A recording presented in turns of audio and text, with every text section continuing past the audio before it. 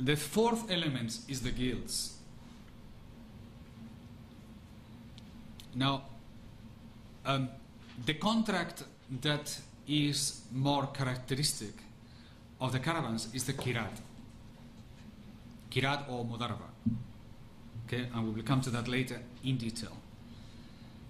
But the contract which is more characteristic of the guilds and the guild formation is shirkat.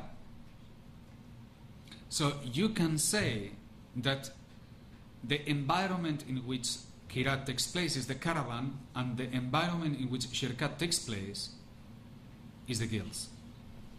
Now, if you look at the amal of Medina, and the sources for the amal is the Mu'amalat of Imam Malik, but the most important book of amal is the Mudawwana of Sahnun. It's a 16-volume book, the Mudawwana, and it was written by Sahnun. When you examine the matters regarding shirkat, and you say the way of doing things among us in Medina, the way the things were done in Medina, you see that the emphasis of shirkat is always a small enterprising. It's often, when it comes to work, it's typically two, three.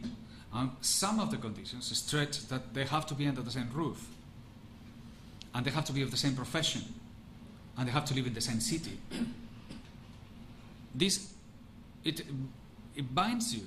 In today's environment, it's almost inconceivable that something like this can happen. But in those days, when the guilds were present, it binds you to the idea of how trades were coming together, how they organize around themselves. It leads to that type of organization of society that later on evolved in a fashion that we know as guilds.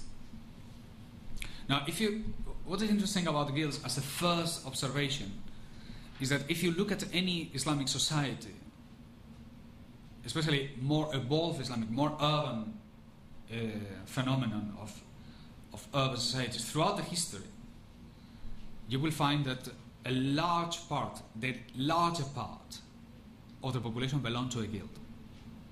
So if you go to Istanbul or Cairo or Algiers in any time in the 14th, 15th century up to the 18th century in Istanbul, you will find that 95% of the population belong to a guild.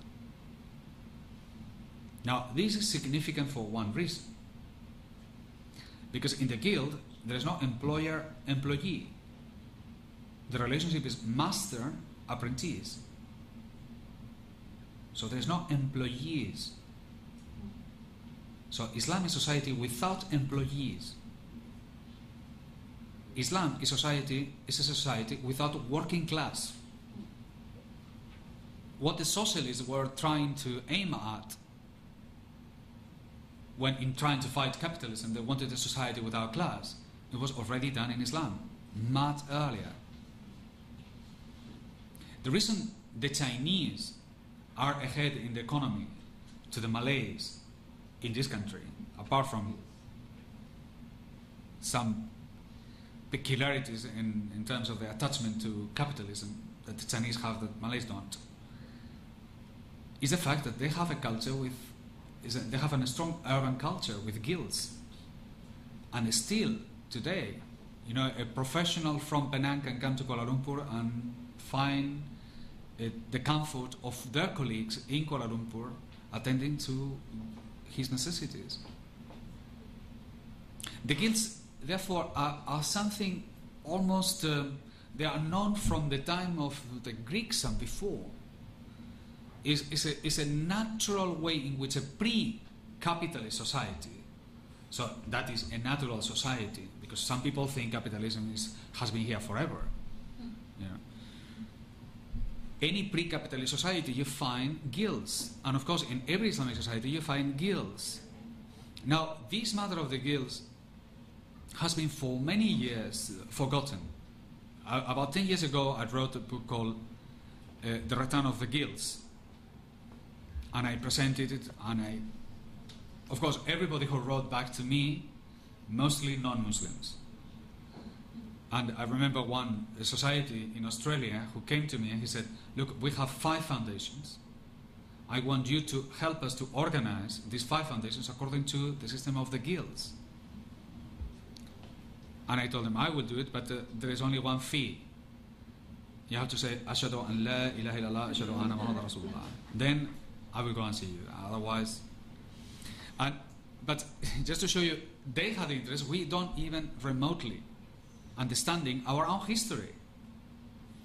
So, as a result of that, one of the professors organized in Utrecht a conference called The Return of the Guilds, and you can go to the internet and you can check it out. It's worth that you look at it, because it's the first time in maybe the last 20 years where European historians have looked at the guilds saying, my God, this was it. This is the system that we were looking for. And they're recognizing how it was 1,000,000 times more efficient than the present system of one employer, 14,000 employees. It's what now is called re-engineering. It's very close to the idea of cellular manufacturing, where the responsibility goes back to the lower factor. And then you combine all of them, like Toyota. Toyota, who claims there is no one Toyota, they said we are 2,000 Toyotas. No, the only thing that makes Toyota one is the selling point. So what they have kept as a monopoly is the network of distribution. But the actual manufacturing is done by 2,000 small cells. Now this resembles the structure of the guilds. This is not only more efficient, it's all more just, but much more important, is a society that has not yet been contaminated by capitalism. So you have a little bit of a clue. Now, politically speaking, you find that from the beginning, capitalism arose in the West an anti-capitalist sentiment. And this anti-capitalism was embodied intellectually, but what was known then as socialism. But not the socialism that we know today, the early socialism. The early socialism was anti-capitalism. It was anti-state. Then Marx came in and he robbed socialism of its essence and he transformed it into communism, which is the same thing as capitalism. Capitalism and communism is exactly the same. But socialism was different. And the roots, if you follow the thinking of these socialists, and which is later known as anarchism, so from Proudhon to Bakunin to Kropotkin to Kohl to Russell, they end up with the most astonishing of all concepts, what they call guild socialism. And the idea of guild socialism is, after the writings of Kropotkin, they realized that socialism, the end of capitalism, can only be achieved by the return to the guilds.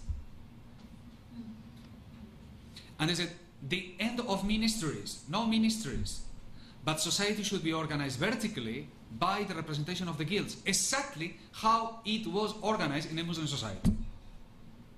So you don't have a ministry of industry, you have a guild of shoemakers. If there is anything to do with shoes, the head of the shoemakers comes and he says, this is how we can do it. And each industry is represented by the people for what they do. And therefore, no political parties. It's a very different society, but it's exactly how Ottoman societies were organized in those days. So, guild socialism is although, of course, not an Islamic theory, but it points out to many elements that it makes you think about why is that Muslim societies throughout history were organized in this fashion. Not because we were primitive, but because it was the most efficient and the most natural way of organizing society. Now, some people say, well, yeah, it's wonderful, it's a romantic idea, but they died. No, the guilds did not die. They were assassinated. They were murdered. And who murdered the guilds? The newly born state. this institution that it was an affront to nature, made out of the unnatural marriage between government and banking.